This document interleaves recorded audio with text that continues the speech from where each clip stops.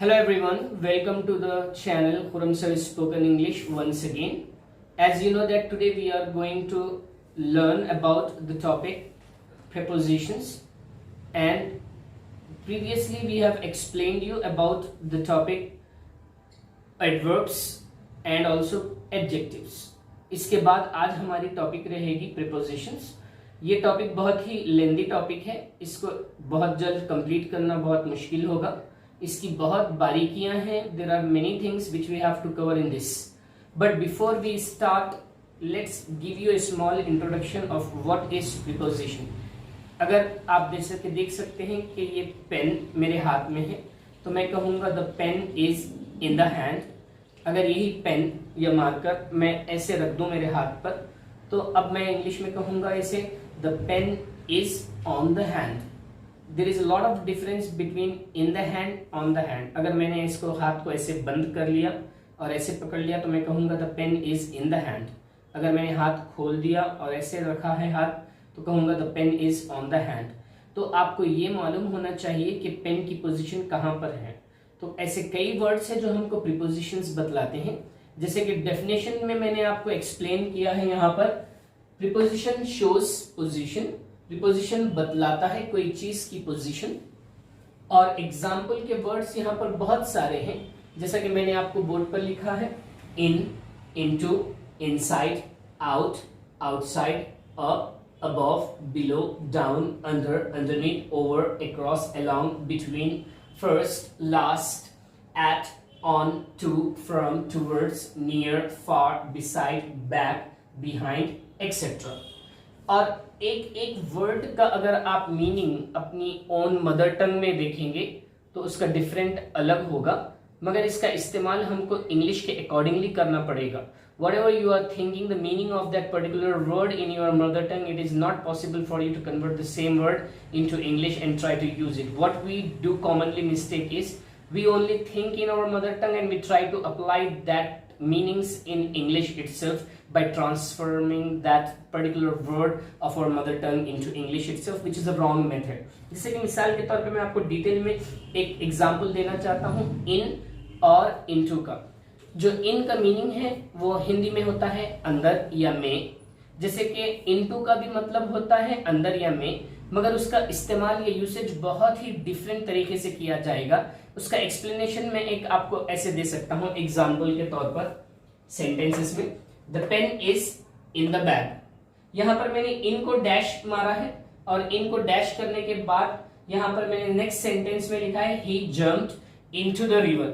यहां पे मैंने इन क्यों यूज किया, यहां पे मैंने इनटू क्यों यूज किया. अगर मैं कहूं the pen is in the bag, तो इसका ये मतलब हुआ कि पेन बैग में है. और बैग, जब आप कोई सराउंडिंग की बात करते हैं, तो जब आप कोई चीज की बाउंड्री के बारे में बात करते हैं, तो हमें वहां पर इन यूज करना पड़ेगा. और अगर कोई चीज उस सराउंडिंग में या उस बाउंड्री में पहले से मौजूद है, तो हम वहां पर इन यूज करेंगे. फॉर एग्जाम्पल, अगर यहां पर आप गौर से देखें,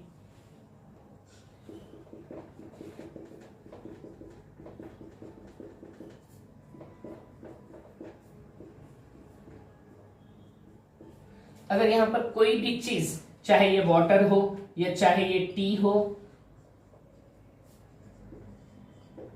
ऑलरेडी अगर कप में चाय मौजूद है, ऑलरेडी कप में पानी मौजूद है, तो आप कह सकते हैं the tea is in the cup.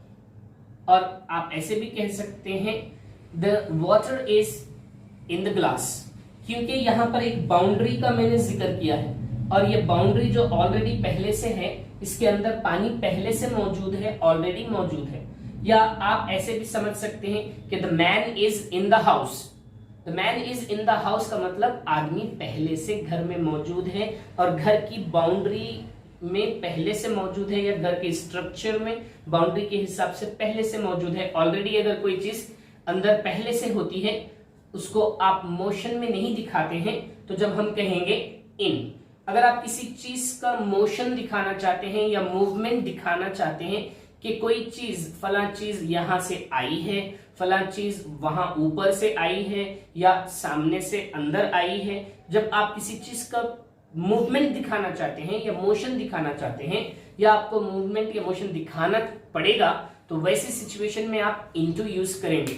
Normally हम समझते हैं कि नहीं सर, इन भी वही मतलब होता है, इनटू भी वही मतलब होता है। अब उतना कौन डिटेल में सोचेगा कि यहाँ पर इन यूज करना चाहिए या इनटू यूज करना चाहिए। मगर याद रखिए, ये बहुत बहुत बारीक चीजें होती हैं। प्रीपोजिशंस की टॉपिक बहुत बारीक होती है, जिसमें आपको जानना पड़ेगा कि यहाँ पर इन यूज होगा या इनटू यूज होगा। इसीलिए मैंने आपको सेंटेंसेस में इतना समझने के लिए फिलहाल यही आप दिमाग में रखिए कि अगर कोई चीज की बाउंड्री है और उस बाउंड्री में कोई सेकेंड चीज पहले से मौजूद है, तो हम उस वक्त क्या वर्ड यूज करेंगे, प्रीपोजिशन का इन यूज करेंगे और इनटू यूज नहीं करेंगे। हाँ, अगर यहाँ पर इस मिसाल में कोई भी अगर आप समझिए चाय डाल रहे हैं, तो चाय बाहर से डाल रहे हैं, कहां पर, अंदर डाल रहे हैं, तो जब यहां पर हम इनटू यूज करेंगे।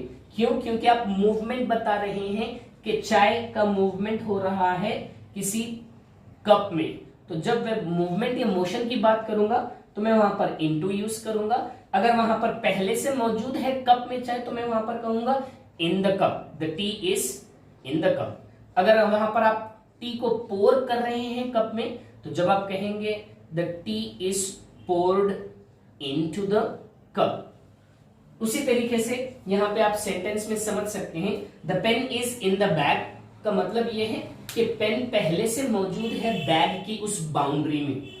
ही jumped into the river, he jumped into the river का मतलब होता है कि कोई आदमी या कोई लड़का या कोई लड़की रिवर में जंप कर रहे हैं, बाहर से रिवर के अंदर जंप कर रहे हैं, तो जब आएगा into the river, not in the river. अगर वहां पर कोई लड़का पहले से मौजूद नदी में पानी में तैर रहा है, ऑलरेडी वहां पर वो मौजूद है, और कोई सेकेंड पर्सन जंप कर रहा है, तो boy is jumping into the river. अगर कोई पहले से मौजूद है वहां पर रिवर में, the boy is swimming in the river. थोड़ा सा फर्क है, बारीक चीज है, मगर आप धीरे धीरे समझते जाएंगे जैसे जैसे मैं अपने वीडियोस को डिटेल में समझाता जाऊंगा। इसके बाद यहाँ पे देख सकते हैं, the boys are swimming in the river. इसका मतलब यह है कि ऑलरेडी बच्चे मौजूद वहां पर रिवर में हैं और वो वहां पर तैर रहे हैं। The man is in the house, आदमी पहले से मौजूद है घर की चार दीवारी में, तो हम कहेंगे in the house. The man is going in to the house. अगर कोई शख्स या कोई आदमी ऑलरेडी समझिए घर के बाहर है और वो बाहर से घर के अंदर को जा रहा है सिचुएशन में, तो जब हम वहां पर यूज करेंगे इनटू, क्योंकि वो बाहर से आ रहा है और घर के अंदर जा रहा है, inside the boundary of the home he is going and he is coming from the outside, then we can say the man is going into the house. मैं ऐसे भी कह सकता हूं, I am going into the kitchen, correct. तो आपको यही फर्क याद रखना है। इसके बाद आपको बहुत सारे वर्ड्स की सिमिलैरिटीज यहां पर दिखाई देंगी। इनसाइड का भी मतलब होता है अंदर, और यहाँ पे आउट और आउटसाइड का भी मतलब होता है बाहर। अप अबव का मतलब होता है ऊपर, बिलो डाउन का मतलब होता है नीचे, अंडर का भी मतलब होता है नीचे, अंडरनीथ का भी मतलब होता है नीचे, ओवर अक्रॉस का मतलब होता है कोई चीज के अगर हम पार जाएंगे, जैसे कि अक्रॉस द रिवर और अक्रॉस द कंट्री, या ओवर द ब्रिज। अगर आप ब्रिज के ऊपर से जा रहे हैं तो आप कहेंगे over the bridge, the train is going over the bridge. यहां पर उसी तरीके से आप along भी यूज कर सकते हैं प्रीपोजिशन में। along का मतलब होता है किसी चीज के साथ साथ जाने को, या किसी के साथ साथ जाने को हम along कहते हैं। बिटवीन का मतलब होता है बीच में, फर्स्ट पहले, लास्ट आखिरी में। एट ज्यादातर हम टाइम पर यूज करते हैं, या अगर आप कोई चीज पे परफेक्ट हैं, I am perfect at English, not I am perfect in English. You have to say I am perfect at mathematics, I am perfect at English. You are not perfect in English, you are not perfect in mathematics. You have to use the preposition at when you are perfect at some subject. So that's why there is a lot of details which we have to discuss about the preposition, which is not going to help you in just 5-10 minutes or 20 minutes of video. It needs to be taken care into a very lengthy video which I will explain you in detail in the advanced level itself. उसके बाद आप देख सकते हैं on का भी मतलब पर होता है, एट का भी मतलब पर होता है, मगर हम ऑन कब यूज करेंगे, एट कब यूज करेंगे, ये सब की डिटेल्स हम आपको दूसरे वीडियो में बताएंगे। जनरली हम आपको एग्जांपल्स दे रहे हैं प्रीपोजिशन के, और इसके साथ साथ हम आपको समझाने की कोशिश कर रहे हैं कि इसके बेसिक मीनिंग्स क्या होते हैं। इसके बाद आप देखेंगे टू का मतलब होता है डायरेक्शन के लिए यूज किया जाता है, या लेटर्स में भी हम लिखते हैं to the principal, to the class teacher, to my friend. या फ्रॉम का मतलब होता है किसकी तरफ से, खास तौर पर आप ये टू और फ्रॉम का एड्रेस लेटर्स में यूज करते हैं। टूवर्ड्स का भी मतलब होता है अगर आप कहीं कोई जगह की तरफ जा रहे हैं, या कोई आप रास्ते से उस तरफ जा रहे हैं किसी चीज की तरफ, तो जब आप टूवर्ड्स यूज करते हैं। नियर का भी मतलब करीब होता है। फार का मतलब दूर होता है। फार और फॉर में बहुत फर्क है। फार, फॉर, फार में आपको सोच समझकर बोलना पड़ेगा। फार का मतलब होता है बहुत दूर। फॉर का मतलब होता है किसी के लिए, this is for you. My house is very far to my home, और my school is very far, मेरा स्कूल बहुत दूर है। तो फार और फॉर में बहुत फर्क है। ए और ओ के स्पेलिंग में भी फर्क है, और प्रोनाउंसिएशन में भी आपको बड़ा केयरफुली इस वर्ड को यूज करना पड़ेगा। इसके बाद आप देख सकते हैं यहाँ पे मैंने बिसाइड लिखा है। बिसाइड का मतलब होता है कोई चीज के बाजू, और बैक साइड का मतलब होता है कोई चीज के पीछे, या हम बैक भी कह सकते हैं। मगर बैक कब यूज करेंगे, बैक साइड कब यूज करेंगे, बिसाइड क्या है, और बिसाइड के साथ साथ यहाँ पे दूसरे एग्जांपल्स मैंने लिखे हैं। बिहाइंड, बिहाइंड का भी मतलब होता है पीछे। बैक साइड का भी मतलब होता है पीछे, बैक का भी मतलब होता है पीछे, बिहाइंड का भी मतलब होता है पीछे। तो बच्चे कंफ्यूज हो जाते हैं, सर क्या कर, बैक कब बोलना, बिहाइंड कब बोलना, बिसाइड कब बोलना। शायद आपको ये कॉन्सेप्ट क्लियर अब हुआ होगा कि इन कब यूज करना और इनटू कब यूज करना। इससे पहले आपने इतना नहीं सोचा था होगा कि इन कब यूज करना चाहिए, इनटू कब यूज करना चाहिए। अब आपको महसूस होने लगा है, फील होने लगा है कि हाँ कहाँ पे इन आता है, कहाँ पे इनटू आता है, क्योंकि मैंने आपको क्लियरली बता दिया है कि कोई चीज अगर कोई चीज में पहले से मौजूद है बाउंड्री में तो हम इन यूज करेंगे, और अगर कोई चीज बाहर से, आउटसाइड से इनसाइड मूवमेंट या मोशन बतलाने के लिए यूज कर रहे हैं तो हम वहां पे इनटू यूज करेंगे। इसीलिए मैंने यहाँ पर इन और इनटू को आपको समझाने की कोशिश की है, ताकि आपको समझ में आए कि इन और इनटू यूज करते वक्त हमको कितना केयरफुल यूज करना है।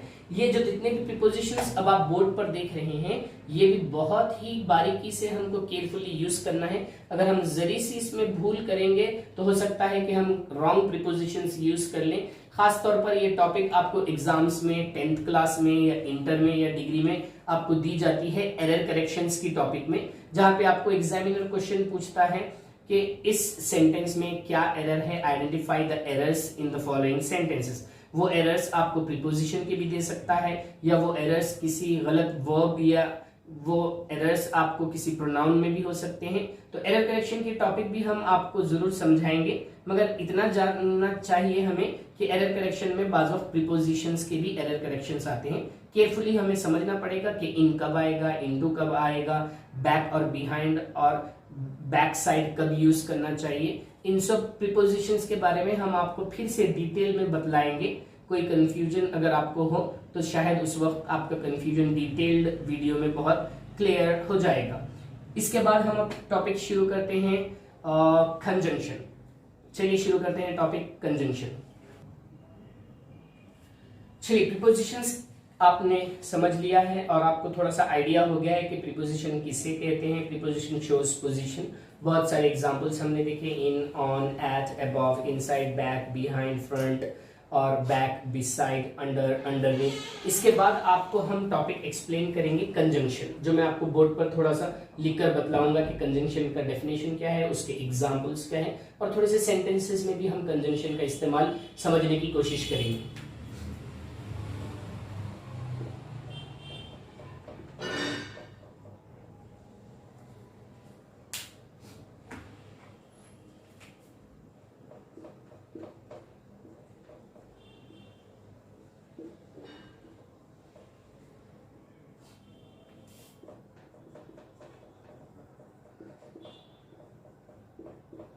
जैसा कि आप देख सकते हैं मैंने बोर्ड पे लिखा, conjunction joins two things. Conjunction क्या करता है, किसी दो चीजों को मिलाता है। या कोई दो सेंटेंसेस को मिलाने की कोशिश करता है।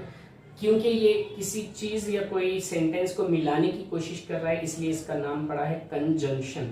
जंक्शन का मतलब होता है a place where many things are at one particular place.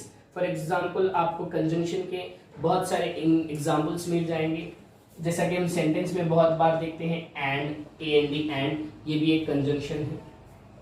और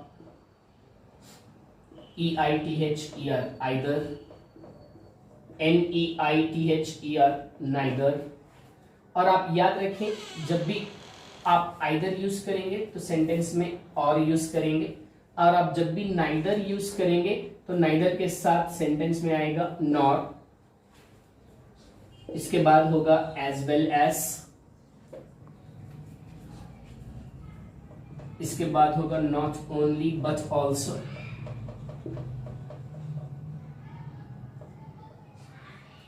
एंड का मतलब होता है हिंदी में या उर्दू में और।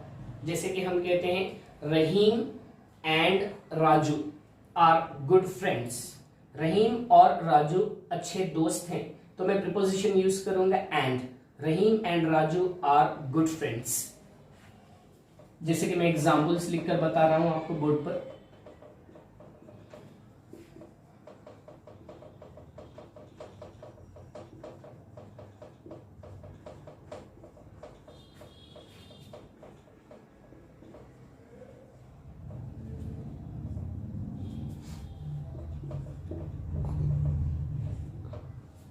जैसे कि बोर्ड पे आप देख सकते हैं रहीम एंड राजू, ये दो लोग हैं, दोस्त हैं, जिनको जोड़ने के लिए हम वर्ड यूज कर रहे हैं एंड, इसलिए हम इसको कहेंगे कंजंक्शन।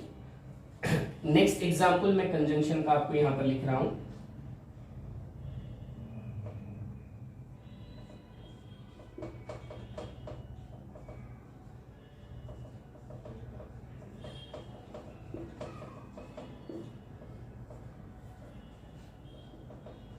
जैसे कि आप देख सकते हैं मैंने एक सेंटेंस लिखा, डू दिस और डू दैट, या ये करो या वो करो। तो यहां पे और का मतलब निकला या, कंडीशन दे रहे हैं आप, कंडीशन का वर्ड यूज हो रहा है और का मतलब या, डू दिस और डू दैट, ये कीजिए या वो कीजिए। और को आप अलग अलग तरीकों से सेंटेंस में यूज कर सकते हैं, इसके अलावा भी।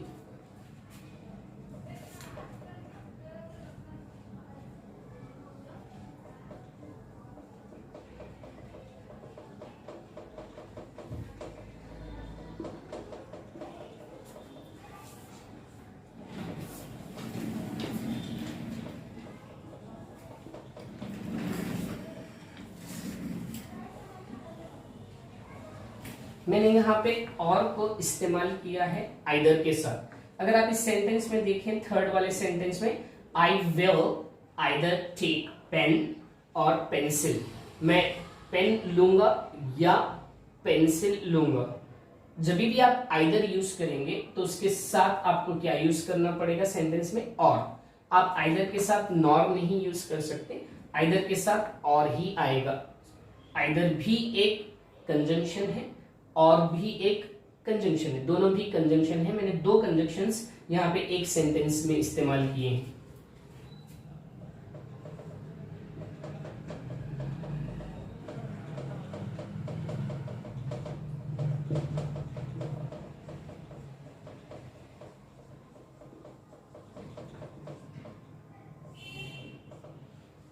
इस सेंटेंस में मैंने सेम सेंटेंस लिखा है, फर्क इतना है कि मैंने आइदर की जगह नाइदर लिखा है और की जगह नॉर लिखा है। सेंटेंस ऐसा हो गया, I will neither take pen nor pencil, मैं ना ही तो पेन लूंगा और ना ही पेंसिल लूंगा। तो आप यहाँ पे नाइदर के साथ क्या यूज कर रहे हैं, नॉर। यहाँ पे आइदर के साथ क्या यूज कर रहे हैं, और। इसके बाद आपको और एक वर्ड का एग्जाम्पल सेंटेंस में बतलाऊंगा, जो कि है एज वेल एज।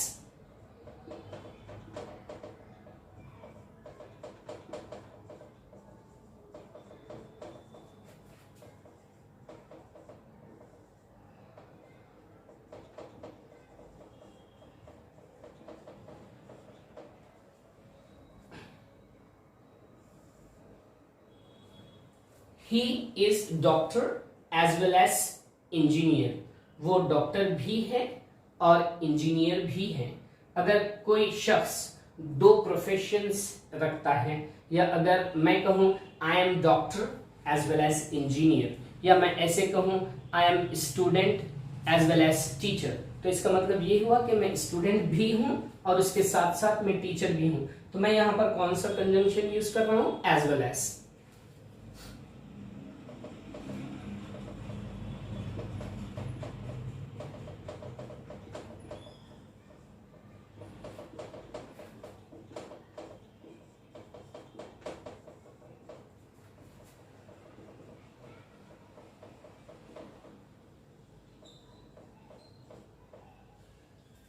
अब यहां पर आप देख सकते हैं मैंने कौन सा प्रीपोजिशन यूज किया है, not only but also.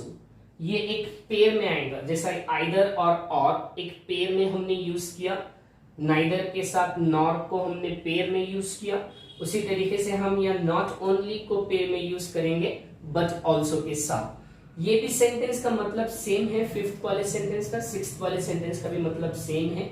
He is doctor as well as engineer, जैसे कि मैंने आपको यहाँ पे नीचे लिखा, he is not only doctor but also an engineer. तो यहाँ पर ये लिखा गया है कि वो न सिर्फ डॉक्टर है बल्कि वो एक इंजीनियर भी है।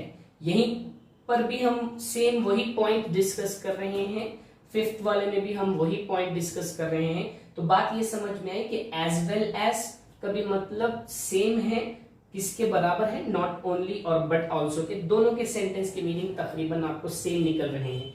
और इसके अलावा दूसरे कंजंक्शंस भी हैं। हम कंजंक्शंस की टॉपिक को भी फिर से आपको एक्सप्लेन करेंगे जब हम प्रीपोजिशन की टॉपिक को आपको डिटेल में एडवांस में समझाएंगे।